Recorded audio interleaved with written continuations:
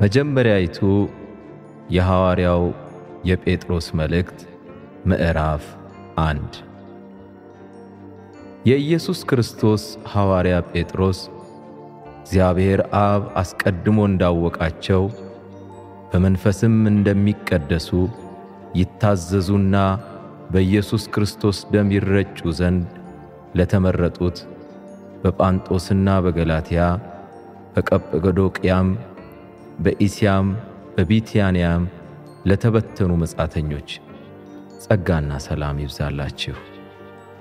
ኢየሱስ ክርስቶስ ከሙታን በመነሳቱ ለሕያው ተስፋና ለማይጠፋ እድፈትም ለሌለበት ለማያልፍም ርስት እንደ ምሕረቱ ብዛት ሁለተኛ የወለደን የጌታችን የኢየሱስ ክርስቶስ አምላክና አባት ይባረክ። ይህም ርስት በመጨረሻው ዘመን ይገለጥ ዘንድ ለተዘጋጀው መዳን በእምነት በእግዚአብሔር ኃይል ለተጠበቃችሁ ለእናንተ በሰማይ ቀርቶላችኋል። በዚህም እጅግ ደስ ይላችኋል። ነገር ግን በእሳት ምንም ቢፈተን ከሚጠፋው ወርቅ ይልቅ አብልጦ የሚከብር የተፈተነ እምነታችሁ ኢየሱስ ክርስቶስ ሲገለጥ ለምስጋናና ለክብር ለውዳሴ የሚገኝ ዘንድ አሁን ለጥቂት ጊዜ ቢያስፈልግ በልዩ ልዩ ፈተና አዝናችኋል። እርሱንም ሳታዩት ትወዱታላችሁ። አሁንም ምንም ባታዩት በእርሱ አምናችሁ የእምነታችሁን ፍጻሜ እርሱም የነፍሳችሁን መዳን እየተቀበላችሁ በማይነገርና ክብር በሞላበት ሐሴት ደስ ይላችኋል። ለእናንተም ስለሚሰጠው ጸጋ ትንቢት የተናገሩት ነቢያት ስለዚህ መዳን ተግተው እየፈለጉ መረመሩት።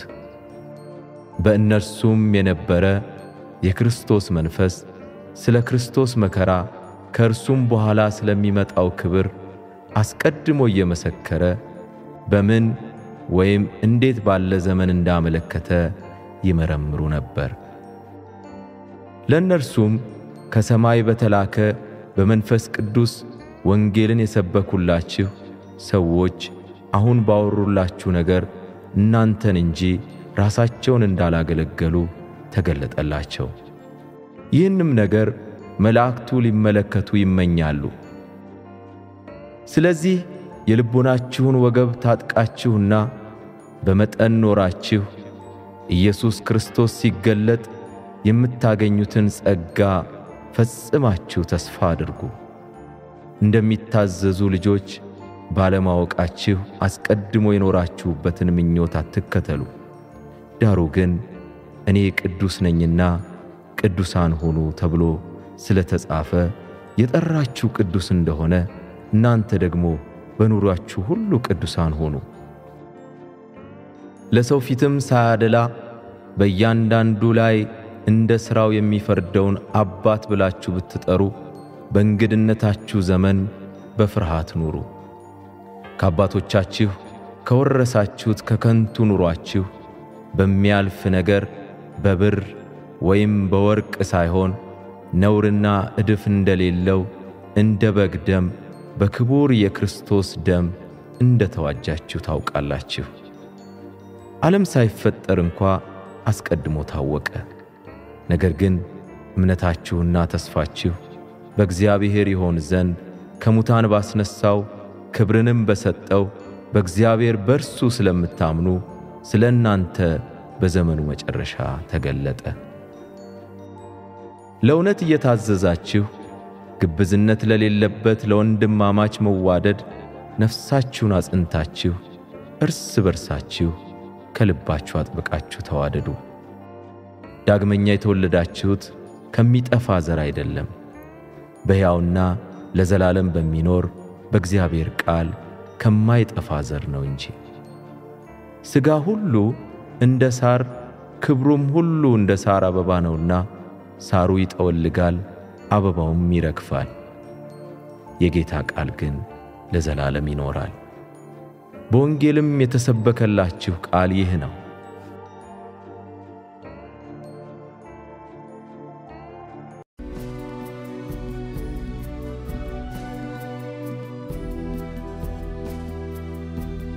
ትንቢተ ሕዝቅኤል ምዕራፍ 22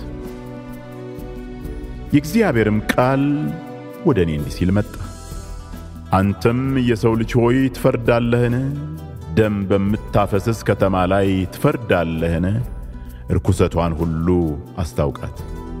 እንዲህም በል፣ ጌታ እግዚአብሔር እንዲህ ይላል፣ ጊዜሽ እንዲደርስ በመካከልሽ ደምን የምታፈስሺ እንድትረክሽም በራስሽ ላይ ጣዖታትን የምታደርጊ ከተማ ሆይ፣ ባፈሰስሽው ደም በድለሻል፣ ባደረግሽውም ጣዖታት ረክሰሻል። ቀንሽን አቀረብሽ፣ ዘመንሽንም አሳጠርሽ። ስለዚህ ለአሕዛብ መሰደቢያ፣ ለአገሮችም ሁሉ መሳለቂያ አደረግኩሽ። አንቺ ስምሽ የረከሰ ሽብርም የሞላብሽ ሆይ፣ ወደ አንቺ የቀረቡና ከአንቺ የራቁ ይሳለቁብሻል። እነሆ የእስራኤል አለቆች እያንዳንዱ እንደ ችሎቱ ደም ያፈሱ ዘንድ ባንቺ ውስጥ ነበሩ። ባንቺ ውስጥ አባትንና እናትን አቃለሉ፣ በመካከልሽም በመጻተኛው ላይ በደልን አደረጉ። ባንቺ ውስጥ ድሀ አደጉንና መበለቲቱን አስጨነቁ። ቅድሳቴንም ናቅሽ፣ ሰንበታቴንም አረከስሽ። ደምን ያፈሱ ዘንድ ቀማኞች ሰዎች ባንቺ ውስጥ ነበሩ። ባንቺ ውስጥ በተራሮች ላይ በሉ፣ በመካከልሽ ሴሰኝነትን አደረጉ። ባንቺ ውስጥ የአባቶቻቸውን ኀፍረተ ሥጋ ገለጡ። ባንቺም ውስጥ አደፍ ያለበትን አዋረዱ። ሰውም በባልንጀራው ሚስት ርኩሰትን አደረገ፣ አባትም የልጁን ሚስት አረከሰ። ባንቺም ዘንድ ወንድም የአባቱን ልጅ እህቱን አሳፈረ። ባንቺ ውስጥ ደምን ያፈሱ ዘንድ ጉቦን ተቀበሉ። አንቺም አራጣና ትርፍ ወስደሻል፣ ከባልንጀሮችሽም በቅሚያ የስስትን ትርፍ አገኘሽ። እኔንም ረሳሽኝ ይላል ጌታ እግዚአብሔር። ስለዚህ እነሆ አንቺ ባደረግሽው ስስት በመካከልሽም በነበረው ደም ላይ እጄን አጨበጨብኩ። በውኑ እኔ በማደርግብሽ ወራት ልብሽ ይታገሳልን? ወይስ እጅሽ ትጸናለችን? እኔ እግዚአብሔር ተናግሬአለሁ፣ አደርገውማለሁ። ወደ አሕዛብም በትንሻለሁ፣ ወደ አገሮችም ዘራሻለሁ፣ ርኩሰትሽንም ከአንቺ ዘንድ አጠፋለሁ። በአሕዛብም ፊት አንቺ ትረክሻለሽ፣ እኔም እግዚአብሔር እንደሆንሁ ታውቂያለሽ። እግዚአብሔርም ቃል ወደ እኔ እንዲህ ሲል መጣ። የሰው ልጅ ሆይ፣ የእስራኤል ቤት ለእኔ እንደ አተላ ሆኑብኝ። እነርሱ ሁሉ በከውር ውስጥ መዳብና ቆርቆሮ፣ ብረትና እርሳስ ናቸው፣ የብር አተላ ናቸው። ስለዚህ ጌታ እግዚአብሔር እንዲህ ይላል፣ ሁላችሁ አተላ ሆናችኋልና፣ ስለዚህ እነሆ በኢየሩሳሌም ውስጥ እሰበስባችኋለሁ። እንዲያቀልጡት እሳት ያናፉበት ዘንድ ብርንና መዳብን፣ ብረትንና እርሳስን፣ ቆርቆሮንም በከውር እንደሚሰበስቡ እንዲሁ በቁጣዬና በመዓቴ እሰበስባችኋለሁ። በዚያም ውስጥ እጨምራችኋለሁ፣ አቀልጣችሁማለሁ፣ እሰበስባችሁማለሁ፣ የመዓቴንም እሳት አናፋባችኋለሁ፣ በውስጡም ትቀልጣላችሁ። ብርም በከውር ውስጥ እንደሚቀልጥ እንዲሁ በውስጧ ትቀልጣላችሁ። እኔም እግዚአብሔር መዓቴን እንዳፈሰስኩባችሁ ታውቃላችሁ። የእግዚአብሔርም ቃል ወደ እኔ እንዲህ ሲል መጣ።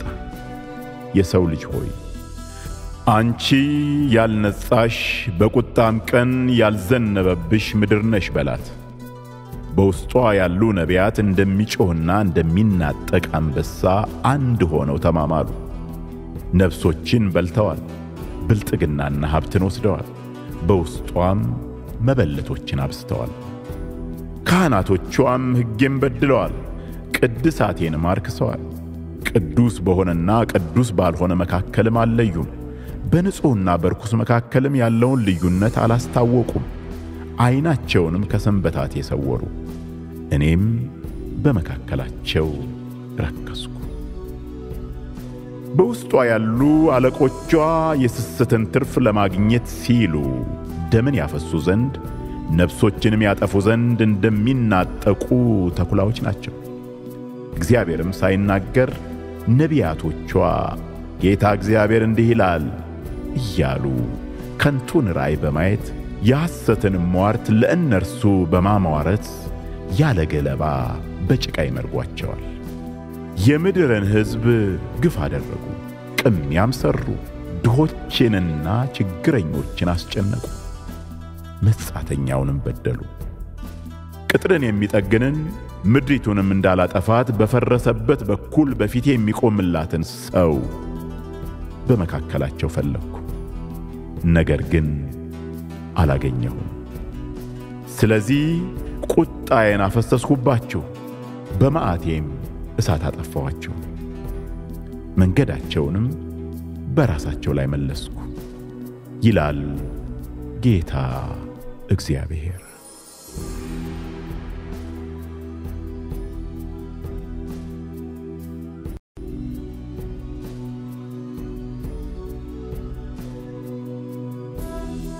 ትንቢተ ሕዝቅኤል ምዕራፍ 23 የእግዚአብሔርም ቃል ወደ እኔ እንዲህ ሲል መጣ። የሰው ልጅ ሆይ፣ የአንዲት እናት ልጆች የሆኑ 2 ሴቶች ነበሩ። በግብፅም አመነዘሩ፣ በኮረዳነታቸው አመነዘሩ። በዚያ ጡቶቻቸው ሟሸሹ፣ በዚያም የድንግልናቸው ጡቶች ዳበሱ። ስማቸውም የታላቂቱ ኦሖላ የእህቷም ኦሖሊባ ነበረ። ለእኔም ሆኑ ወንዶችና ሴቶች ልጆችንም ወለዱ። ስማቸውም ኦሖላ ሰማርያ ናት፣ ኦሖሊባ ደግሞ ኢየሩሳሌም ናት። ኦሖላም ገለሞተችብኝ፣ ውሽሞቿንም ጎረቤቶቿን አሦራውያንን በፍቅር ተከተለቻቸው። እነርሱም ሰማያዊ ሐር የለበሱ አለቆችና ሹማምንቶች፣ መልከ መልካሞች ጎበዛዝት፣ በፈረስ ላይ የሚቀመጡ ፈረሰኞች ነበሩ። ግልሙትናዋንም ከተመረጡ ከአሦር ሰዎች ሁሉ ጋር አደረገች። በፍቅር በተከተለቻቸውም ጣዖቶቻቸው ሁሉ ረከሰች። በግብፅም የነበረውን ግልሙትናዋን አልተወችም። በዚያ በኮረዳነቷ ጊዜ ከእርሷም ጋር ተኝተው ነበረ፣ የድንግልናዋንም ጡቶች ዳብሰው ነበር፣ ግልሙትናቸውንም አፍስሰውባት ነበር። ስለዚህ በፍቅር በተከተለቻቸው በውሽሞቿ በአሦራውያን እጅ አሳልፌ ሰጠኋት። እነርሱም ኀፍረተ ሥጋዋን ገለጡ፣ ወንዶችና ሴቶች ልጆቻቸውንም ማርከው ወሰዱ። እርሷንም በሰይፍ ገደሉ። ፍርድንም ስላደረጉባት በሴቶች መካከል መተረቻ ሆነች። እህቷም ኦሖሊባ ይህን አየች። ሆኖም ከእርሷ ይልቅ በፍቅር በመከተሏ ረከሰች። ግልሙትናዋም ከእህቷ ግልሙትና ይልቅ በዛ። አለቆችንና ሹማምንቶችን፣ ጎረቤቶቿን፣ ጌጠኛ ልብስ የለበሱትን፣ በፈረሶች ላይ የሚቀመጡትን ፈረሰኞች፣ ሁሉም መልከ መልካሞችን ጎበዛዝት አሦራውያንን በፍቅር ተከተለቻቸው። የረከሰችም እንደሆነች አየሁ። ሁለቱም አንድ መንገድ ሄደዋል። ግልሙትናዋንም አበዛች። በቀይ ቀለምም የተሳለችውን የከለዳውያንን ስዕል፣ በናስ ላይ የተሳሉትን ሰዎች አየች። በወገባቸው ዝናር የታጠቁ፣ ራሳቸውንም በቀለማዊ መጠምጠሚያ የጠመጠሙ ነበሩ። ሁሉም ከተወለዱባት አገር የሆኑትን የከለዳውያንን ልጆች መስለው መሳፍንትን ይመስሉ ነበር። ባየቻቸውም ጊዜ በፍቅር ተከተለቻቸው።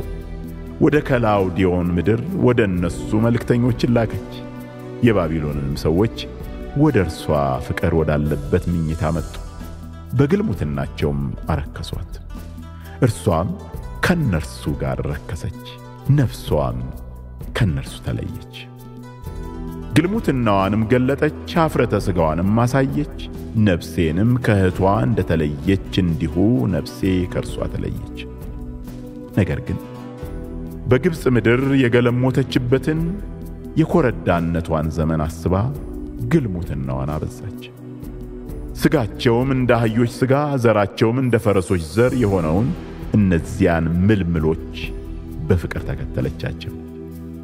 ስለ ኮረዳነትሽ ምክንያት ግብፃውያን ጡቶችሽን በዳበሱ ጊዜ የኮረዳነትሽን ሴሰኝነት አሰብሽ። ስለዚህ ኦሖሊባ ሆይ ጌታ እግዚአብሔር እንዲህ ይላል፣ ነፍስሽ ከነሱ የተለየች ውሽሞችሽን አስነሳብሻለሁ፣ በዙሪያሽም ባንቺ ላይ አመጣቸዋለሁ። እነርሱም የባቢሎን ሰዎች፣ ከለዳውያንም ሁሉ፣ ፋቁድ፣ ሱሄ፣ ቆዓ፣ ከነርሱም ጋር አሦራውያን ሁሉ፣ መልከ መልካሞች ጎበዛዝት፣ አለቆችና ሹማምንቶች ሁሉ፣ መሳፍንቶችና አማካሪዎች ሁሉ በፈረስ ላይ የተቀመጡ ናቸው።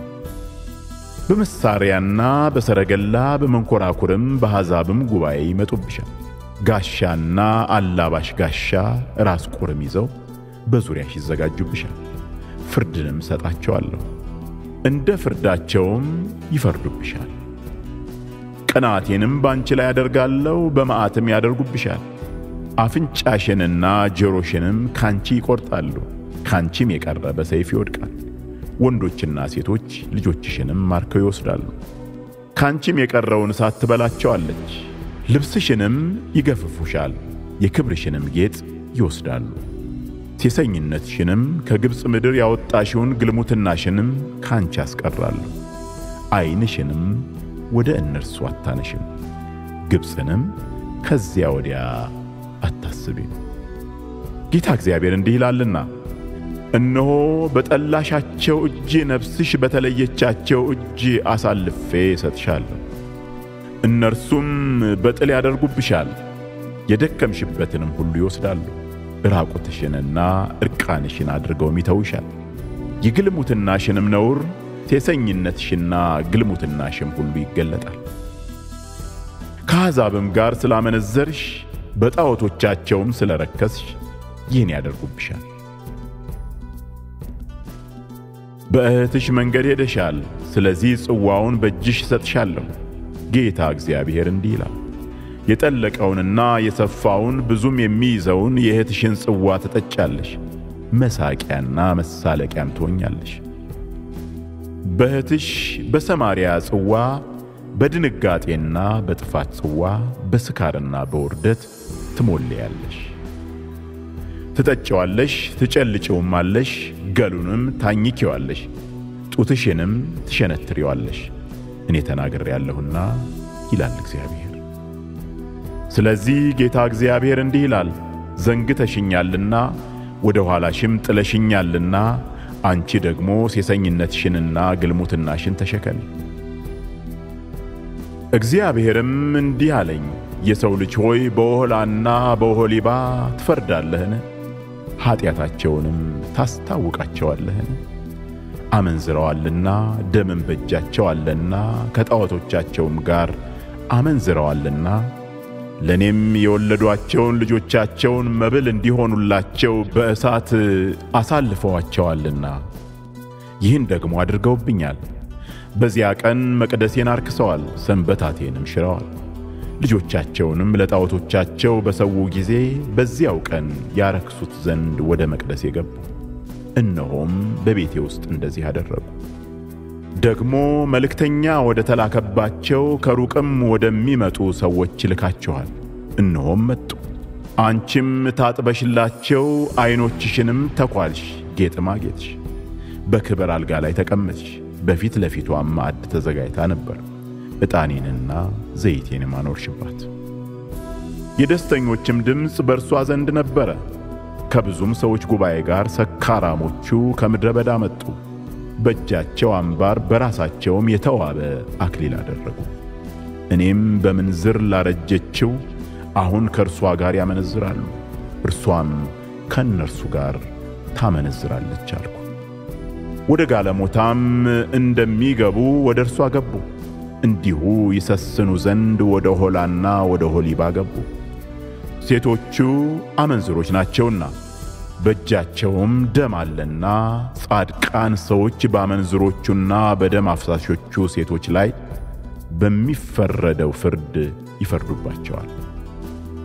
ጌታ እግዚአብሔር እንዲህ ይላል፣ ጉባኤን አመጣባችኋለሁ፣ ለመበተንና ለመበዝበዝም አሳልፌ እሰጣችኋለሁ። ጉባኤውም በድንጋይ ይወግሯቸዋል፣ በሰይፋቸውም ይቆርጧቸዋል፣ ወንዶችና ሴቶች ልጆቻቸውንም ይገድላሉ። ቤቶቻቸውንም በእሳት ያቃጥላሉ። ሴቶችም ሁሉ እንደ ሴሰኝነታችሁ እንዳይሰሩ ይማሩ ዘንድ ሴሰኝነትን ከምድር ላይ አጠፋለሁ። ሴሰኝነታችሁንም በላያችሁ ላይ ይመልሳሉ። እናንተም የጣዖቶቻችሁን ኃጢአት ትሸከማላችሁ። እኔም ጌታ እግዚአብሔር እንደሆንኩ ታውቃላችሁ።